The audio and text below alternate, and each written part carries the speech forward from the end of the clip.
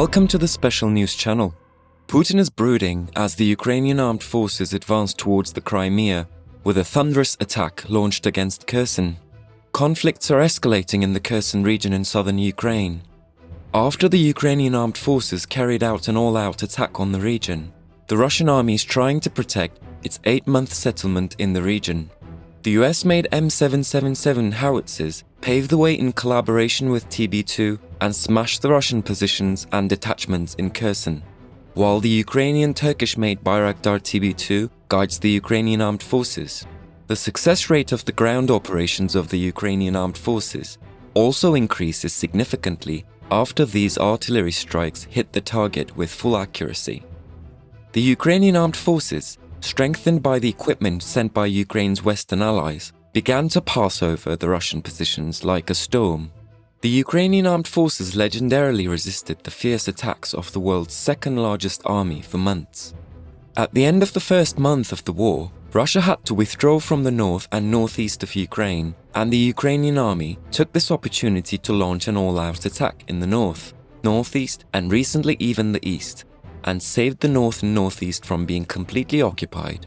With very strong faith and good strategy, the Ukrainian armed forces expected the Russian army to make mistakes and analyzed the morale of the Russian army consistently. With the loss of Mariupol, all of southern Ukraine, except Odessa, was under Russian control. However, the Ukrainian army had to disrupt Russia's plans and especially liberate the southern cities.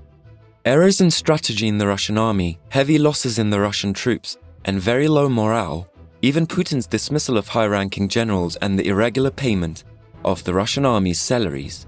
All of these elements symbolize the success of the Ukrainian armed forces, while at the same time, it was a great opportunity for them. Now the Ukrainian armed forces had the opportunity to liberate Kherson, in the heart of the south, from Russian occupation. This opportunity was used very well, and the western part of the Dnieper River, which runs through the very center of Kherson, was completely cleared of the Russian army. After 100 days, the Ukrainian armed forces took advantage of the great breach opened in the Russian army and started an all-out attack based in Kherson in the south. The crack and strategic mistake in the Russian army was the offensive operation in the Donbass and Sevierodonetsk region. The Russian army, which started a large-scale invasion in Sevierodonetsk, had to withdraw some of its troops in and around Kherson, but Putin's move shows that these days it is one of the main reasons why he lost Kherson. Because at this point, we observed that the Ukrainian armed forces showed an extraordinary strategic genius and completely destroyed the Russian army with an attack from two directions. The Russian army thought that it had an advantage due to the attacks in the Sevierodonetsk region 3 months ago, and in order to consolidate this superiority, it directed a certain part of its army in Kherson to that region. However, this situation paved the way for the Ukrainian armed forces to carry out a ground operation in Kherson. Later, when Putin asked his troops to go back to support Kherson, the Russian army, which set out, watched with amazement the operations carried out over Kharkiv. With the lightning operation carried out by the Ukrainian armed forces, the Russian army was imprisoned in Donbass. The troops that were going to help Kherson were trapped in the region. Kherson, which establishes the connection between Mykolaiv and Odessa regions and Crimea, has a critical importance for both the Russian army and the Ukrainian armed forces. Kherson, the first major region captured by the Russians since the day of the invasion, has been in Russian hands for over 240 days.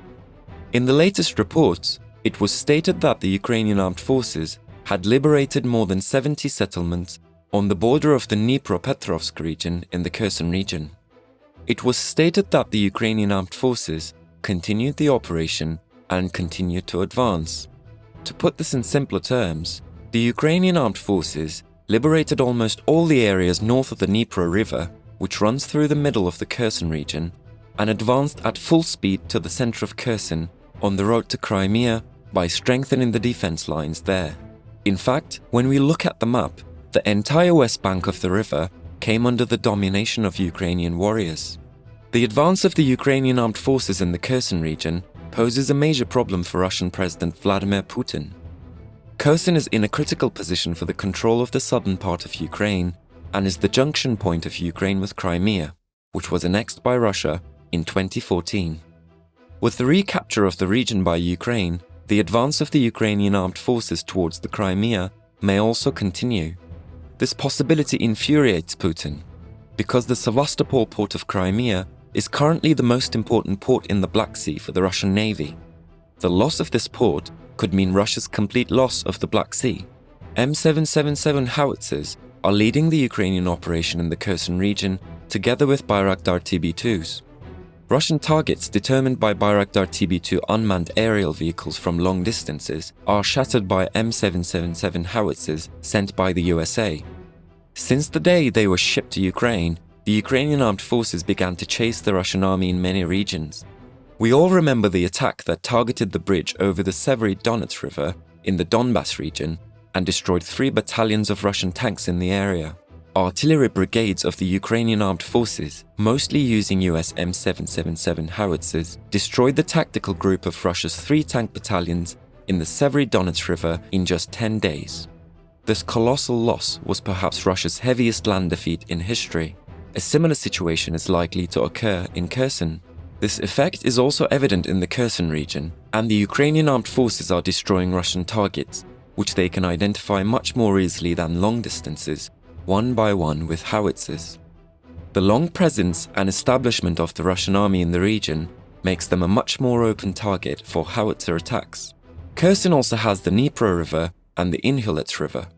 The Ukrainian armed forces will not rush to retake these areas and will wait for the right time. On the other hand, the Russian army and Vladimir Putin cannot afford the losses of Kherson, and this will force the Russian army to make mistakes. In this case, a new Severodonetsk River legend may be born. In recent days, it seems that the appropriate environment for this has begun to form. Evacuations of the Russian army from the western region of Kherson are carried out over the Dnieper River, and the Russian army becomes an open target during these evacuations.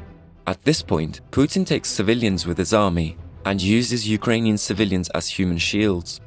But if it gives the slightest gap, the M777s stand by to punish them. At the same time, the situation in the Russian army is obvious. The financial incentives offered to Russian volunteers and mobilized men are likely to burden the Russian economy for decades, according to a new report.